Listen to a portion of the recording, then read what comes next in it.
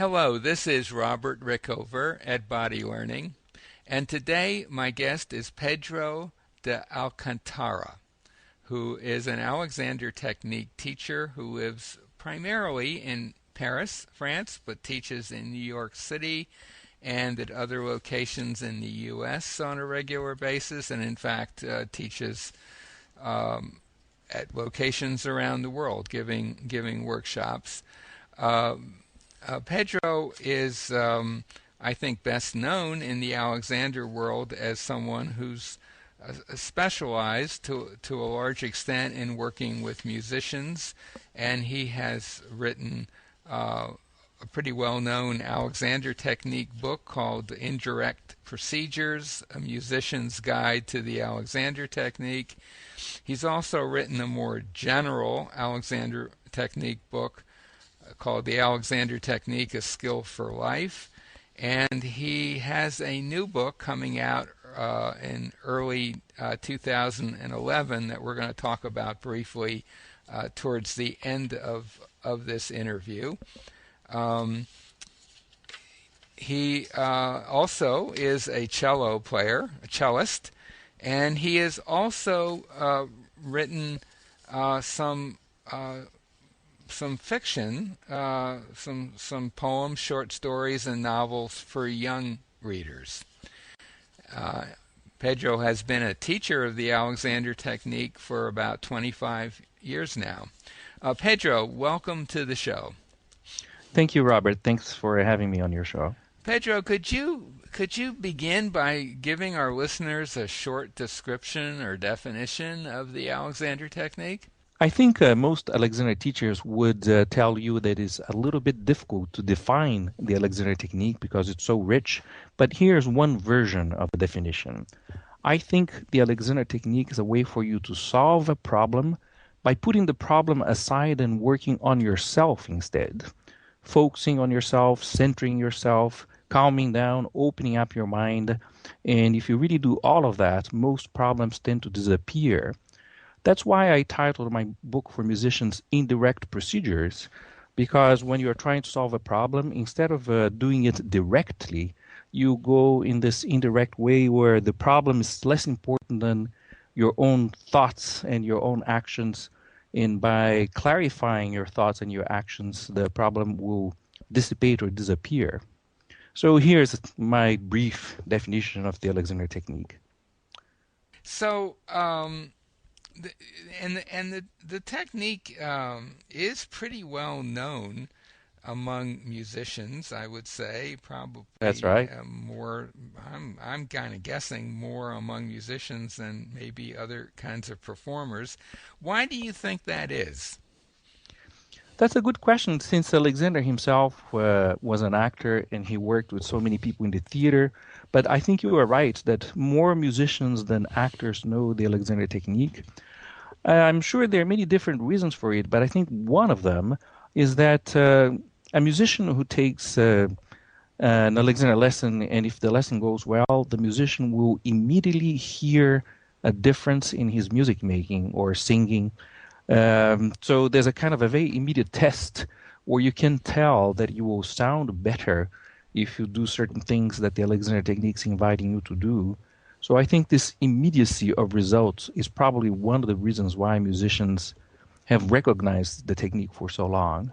Mm-hmm. And perhaps often, not always, but often an immediacy of pain relief, if that's the issue that the musician is concerned with. I think that's part of it as well, although strictly speaking, you don't need to have any pain whatsoever to study the Alexander Technique. And I myself, when I took my first Alexander lesson at the instigation of my cello teacher in college, I didn't have any pain. I was just an awkward player. My teacher saw that and suggested that I take lessons. At the time, he himself was taking Alexander lessons. So I think pain is not a requirement to study the Alexander Technique. Oh, absolutely not. No, but I think, in fact, a very high proportion of certainly professional musicians play in pain at least part of the time. And to me, I'm not a musician at all, but it does Hmm. strike me that it is an incredibly demanding profession, just on a physical level, apart from everything else. I think that's true, and the demands. I think there are a lot of different demands, quite apart from the coordination of mm, uh, finding a good way to be coordinated. The instrument. I think when you make music, you're doing something that essentially is very, very big.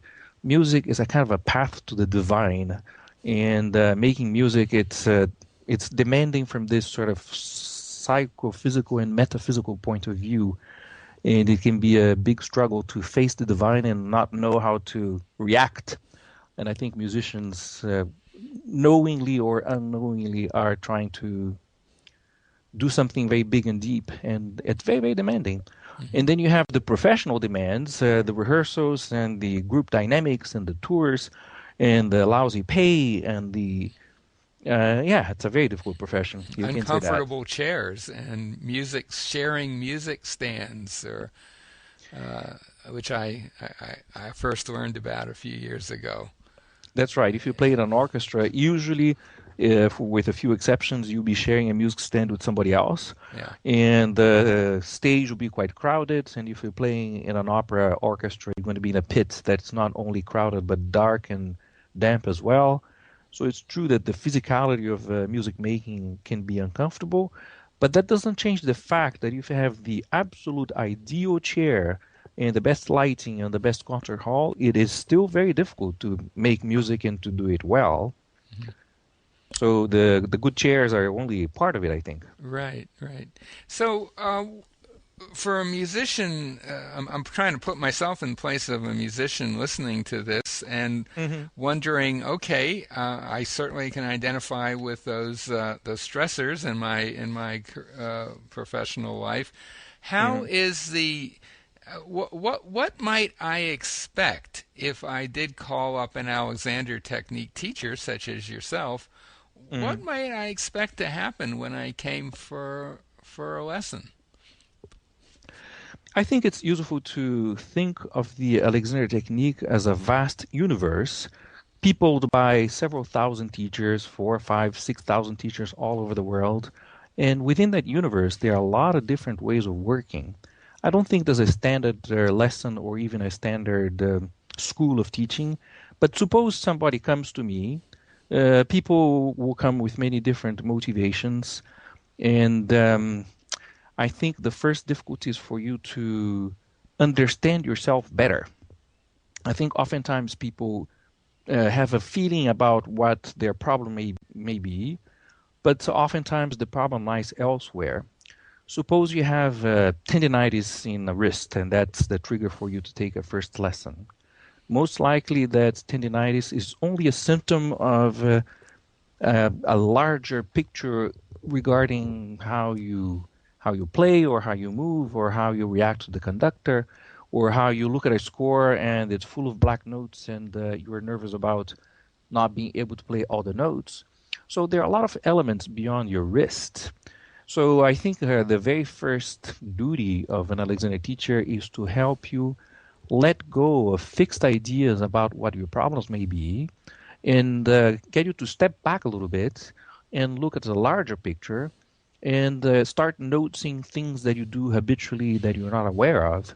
So, probably in a first lesson, I would put you into a number of situations. Some of them very simple. You sit, you stand, you say something.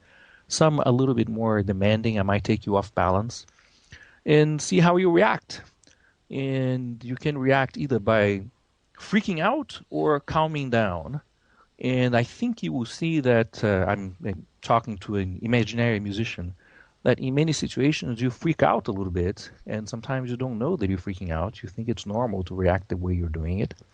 And if you stop freaking out, you can think much more constructively about your life or about the problem, or about your wrist, or about the score, or about the conductor, or about the profession. So I think that's what I do in the first lesson is just help you find a little distance from your problem and take a sort of playful, constructive attitude to the situation. Hmm.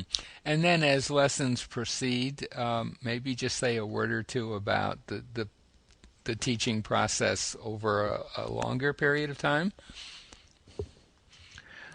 Um, it's so highly variable. I've had some students who took intermittent lessons over 18 or 19 years with me. Now, I'm not saying that a musician must do that. What I'm saying is that in 19 years, you can do a tremendous amount of different things. It depends a lot on the musician. There are some musicians who at first need to take some time off from making music within the lesson. You know, you just do a non-music lesson just to Mm-hmm. figure out Mm-hmm. where your neck is and where your pelvis is, and if the neck's talking to the pelvis or not, and how you balance yourself in movement, and how you respond to the situation of the lesson. And then perhaps at some point you will play for me. And usually I like giving choices to my students. For instance, you play for me, and then I tell you something like this. I give you two choices. You can talk to me about what you just did, or I can talk to you about what I observed. And what's very interesting is that making choices can be very difficult. Sometimes people are a little bit nervous, but to become able to make a choice without leaking out a lot of psychic energy is very useful. So the student might say, all right, you can tell me something about it. And oftentimes what I try to do is to organize the feedback along three main lines. Things about coordination, everything having to do with the head, neck, back, and legs, movement, tension, posture, and stuff like that. Then the second line of thinking is rhythm, because that's the mainstay of music making. You cannot coordinate yourself well if you don't have a good sense of rhythm. So it's always good to make a study of it. And the third thing is sound, vibration, oscillation. Everything that the musician is making regarding sound. And those three things, coordination, rhythm, and sound, together give a very, very good picture of what the musician is doing.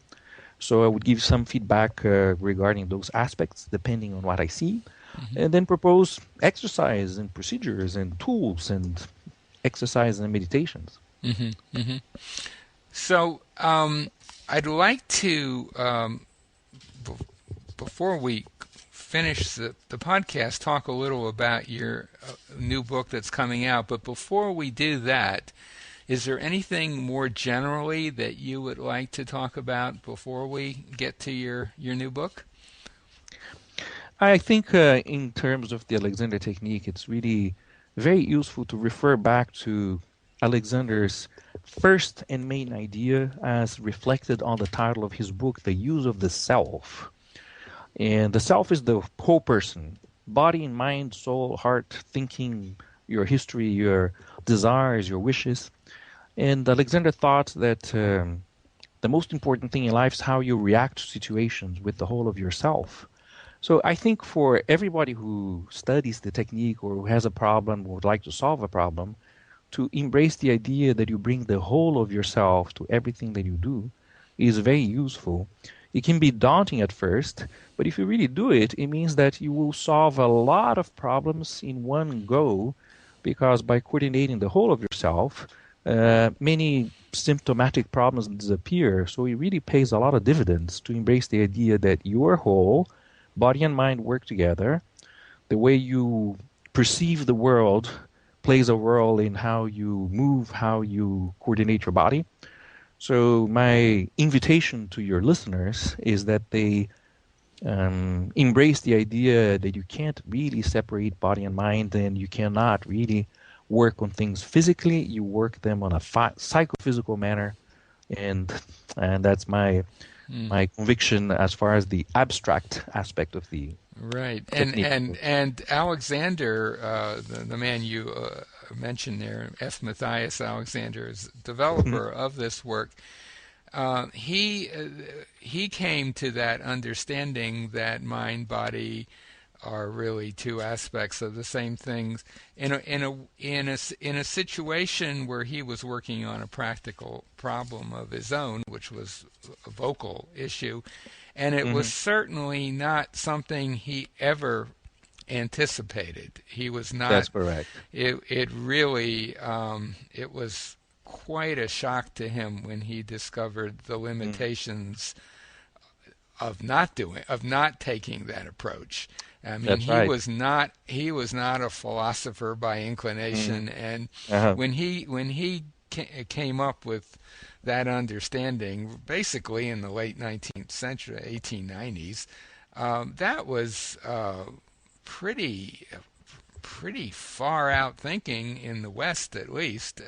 That's right. It People was revolutionary. didn't talk about mind-body integration in Australia in the Mm. 1890s, and That's so correct. so while as you correctly pointed out, that's a kind of the uh, an intellectual underpinning of the Alexander technique. It came about through very practical set of experiments that he performed that That's correct. forced him into that understanding in a way. He went. He didn't. I have a sense that he didn't go all that gracefully there. I mean, I think he probably fought that for a while. But I'm sure. anyway, we don't know. But anyway, so I'd like to as we end here, mention that my guest Pedro de Alcantara has written yet another book called Integrated Practice, Coordination, Rhythm, and Sound. And that book is coming out early in 2011, and this podcast will probably be aired around that time. And Pedro, could you just say a word or two about that book and how what you're attempting to do in that book? Sure. I will go back to my first book, which is Indirect Procedures, A Musician's Guide to the Alexander Technique. I published that in 1997, 13 years ago. And the book was well received by musicians and Alexander teachers, and I got to travel all over the world, and I met a lot of really good musicians from whom I learned a lot. And everything that I learned over those years, I put in this new book, which stays true to the spirit of the Alexander Technique, but it takes a kind of a new path, and it says that in music itself, you have the problem and the solution. If a musician is hurting making music, to some degree it's because music is hurtful or the approach to music is hurtful.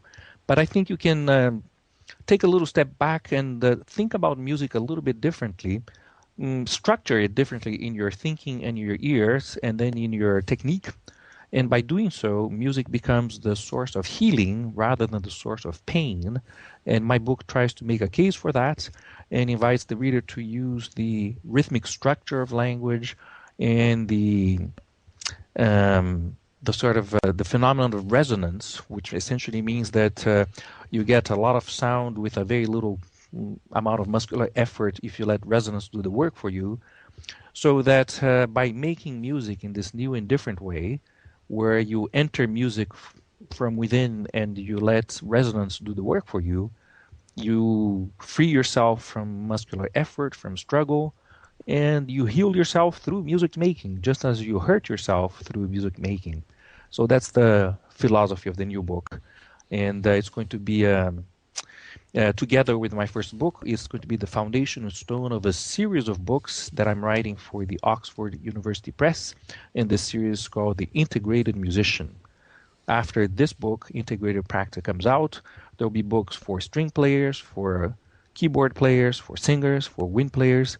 I will be writing a few of these books, and colleagues of mine, Alexander teachers, will be writing the other books in the series. Excellent. Well, I think on that note, I want to thank you for being on the show today, Pedro. My guest has been Pedro de Alcantara, an Alexander Technique teacher based in Paris, but works regularly in the States, particularly in New York, and travels around the world teaching.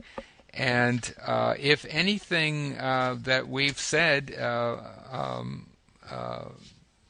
during this interview has grabbed your attention, and certainly if you live in Paris, contact Pedro through his website.